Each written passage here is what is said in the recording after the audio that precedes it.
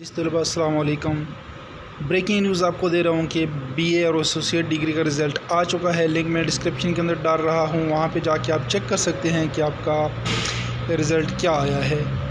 बता दूं मैं आपको एक बार फिर कि बीए और एसोसिएट डिग्री का रिज़ल्ट आ चुका है। इस दफ़ा अगर आपके रिज़ल्ट में कोई प्रॉब्लम आ रही है तो आपने यूनिवर्सिटी रब्ता नहीं करना, बल्कि आपने अपने रीजनल ऑफिस में रब्ता करना है, क्योंकि पहले सालाना इम्तिहान का जो रिज़ल्ट था वो यूनिवर्सिटी ख़ुद इस्लामाबाद से अनाउंस करती थी। इस दफ़ा रिज़ल्ट जो है वो रीजनल ऑफिस के अंदर तैयार हुआ है। तो इस बार आप अपने तमाम परेशानियों या रिज़ल्ट से मुतालिक तमाम मसाइल के लिए अपने रीजनल ऑफिस में रब्ता करना है। आपकी पेपर दिए नंबर नहीं लगे या ऐसा कुछ भी प्रॉब्लम हुआ है तो आपने असाइनमेंट्स के नंबर नहीं लगे, तो इन तमाम मसाइल के लिए आपने सिर्फ़ और सिर्फ अपने रीजनल ऑफिस में रब्ता करने, इस पर यूनिवर्सिटी में रब्ता आपने नहीं करना।